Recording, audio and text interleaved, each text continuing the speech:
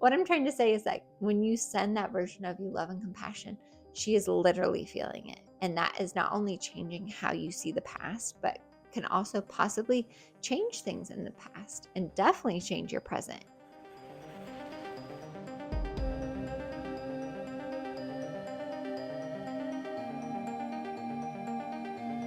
Hello, my loves, and welcome back to my channel. I am so excited and so grateful, as always, that you're here with me today. And welcome back to my Vlogtober series. I've been having so much fun recording and editing and posting these videos for you. I hope you've been enjoying them just as much as I have. It has been so aligning and just bursting with joy making these videos for you that are all themed around Halloween, fall, witchy stuff, all the things. So if you aren't already, make sure you're subscribed. I'm trying to post a video every single weekday. And normally when I'm not obsessing over October, this channel is all about what it means to live an aligning, fulfilling, and present life. So if you're into any of that stuff, subscribe. I would love to have you here. And let's get into today's topic. So this topic is very in theme with spooky season, but it's also something I've just personally been going through for a while. I mentioned it on the podcast about a year ago, and then I've just been feeling it again. I think it was like about a month ago that these feelings came back up, and they're just come up here and there. Anyways, I love sharing my own personal experience and how I have been dealing with it in ways that have helped me in case any of you have been experiencing the same situation. So what we're talking about today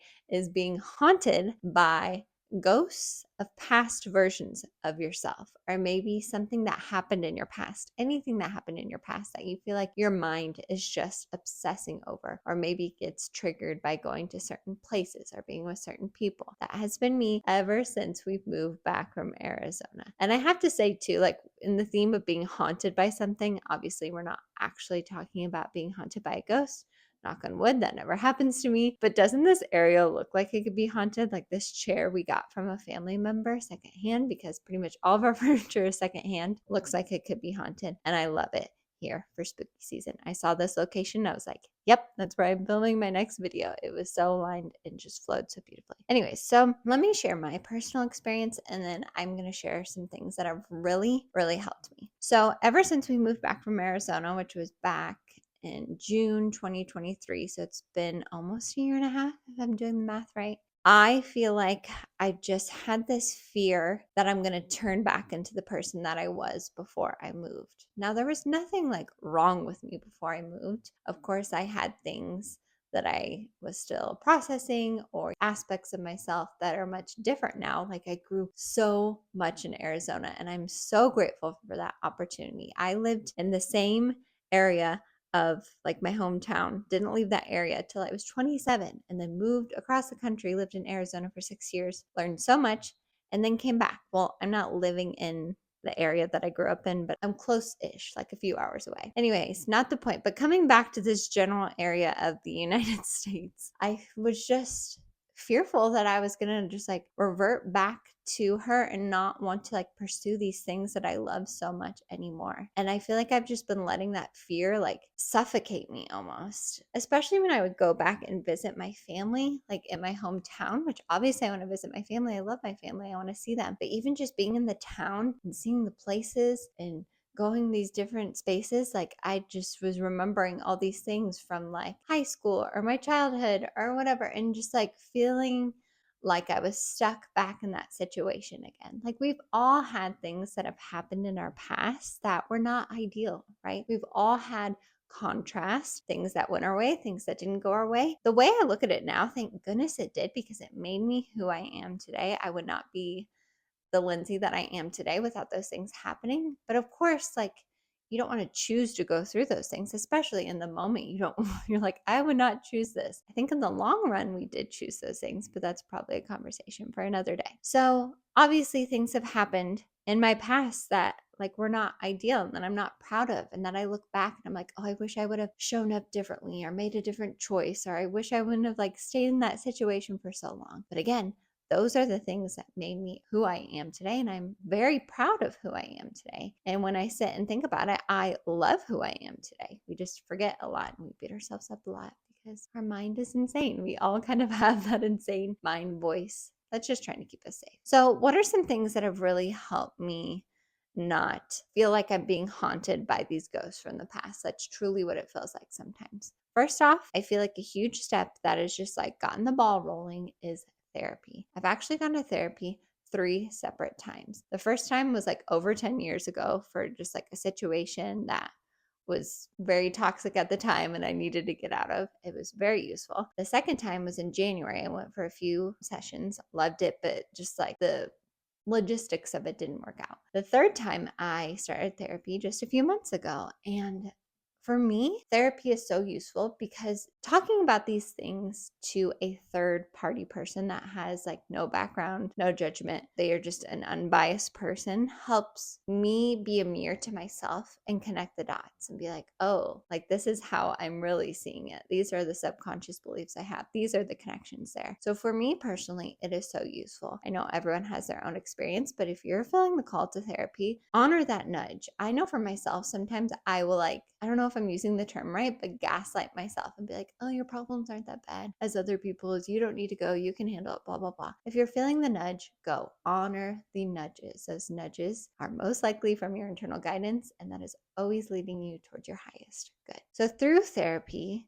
I've learned that when these situations come up that I'm like judging myself and like guilting myself and feel so negative about these situations that happened in the past, instead of feeling like that judgment, shame, fear, all of those things, I'm now choosing, consciously choosing, and it's not always easy, but it's getting more habitual, to send myself love and compassion instead of judgment and fear and shame. So when I have those intrusive thoughts about the past, or I'm in my hometown and I see something that reminds me of something that I did, blah, blah, blah, whatever, that spiral, those triggering spirals that we all experience, I send myself love and compassion. And this could be anything in the past or in the future. Maybe you're haunted by the future. We could be haunted by a lot of things. Our minds love to go to the past and the future. Maybe it's a choice you did or didn't make. Maybe it's the way you like were showing up. Maybe it's a situation you were in. When you think about that, can you just send yourself love and compassion? Give yourself that version of you, whether it's 16-year-old Lindsay or 5-year-old Lindsay or 22-year-old Lindsay or 5 days ago Lindsay, whoever it is for you, give yourself just a big energetic hug and send her so much love and compassion. She was doing the best that she could with what she knew. And let's get a little woo for a second. Let's pull in some quantum physics. Let's pull in some trippy stuff, okay? I'm going to link an episode on time if you're interested. I talked about this in my Getting Out of a Funk video as well. Time is not how we perceive it. So when you do something like this, when you're sending past versions of yourself love, you're literally sending that version of you love because she exists in the here and now. Everything exists in the here and now. And don't let that trip you up too much. You're like, what? Lindsay's talking crazy. What I'm trying to say is that when you send that version of you love and compassion, she is literally feeling it. And that is not only changing how you see the past, but can also possibly change things in the past and definitely change your present. And that is just such a more pleasant, peaceful way to approach those situations instead of beating myself up. Why am I thinking about this again? Why am I still triggered by this? Blah, blah, blah. I'm living, a life that I love. Why am I still triggered by these things in my past? Do your best not to go down that spiral. Instead, choose a different path. Choose the love and compassion. Just like place your hand on your heart and send that version of you so much love if it helps. And this could be triggering too. So again, get in outside help if you feel the nudge. Get that therapist or whoever you need if you need outside help. But get a picture of yourself from that time and actually send love and compassion to that picture. I just think that is such a powerful experience and just could really be life-changing work. It has helped me so much. Do I remember to do it every single time that I have a mental spiral? No, but I'm getting better. I'm getting better, and it's such a freeing feeling to know that we don't have to keep beating ourselves up for the things in the past. Like that is such unnecessary suffering. It makes sense. There's nothing wrong with you for doing that, but it's just like so unnecessary. We are our own worst enemy sometimes. Like just give your present self a huge hug. Like we are all doing the best that we can, but you don't have to be haunted by these past versions of yourself like I've been experiencing. It makes me feel like a crazy person sometimes. I'm like, I'm so over this. I want to go visit my family in peace. I want to enjoy my now. So give it a try. Let me know if that helps you.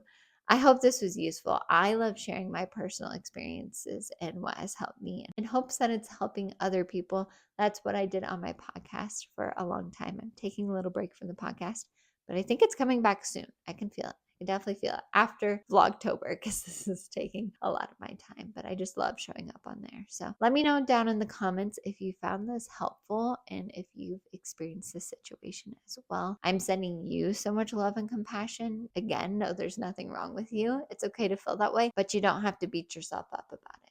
Okay, there's another path. Make sure you are subscribed here so you can get all the rest of the Vlogtober videos. I have such a wide range and diverse amount of videos. They're just kind of all over the place. They're all themed around fall, Halloween, and all things October. So sending you all so much love, all the highest vibes. And of course, I'll see you in the next Vlogtober video.